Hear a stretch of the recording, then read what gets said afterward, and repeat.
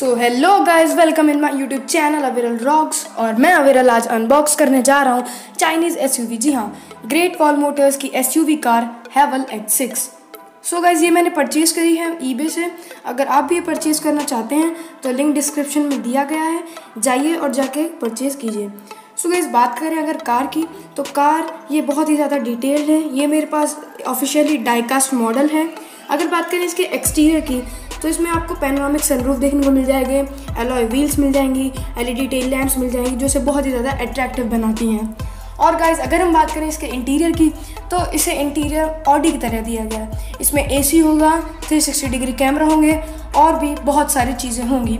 So guys, वैसे देखने से ये कार बहुत ही ज़्यादा प्रिटी और अच्छी लग रही है। So guys, without any late, so let's begin the video.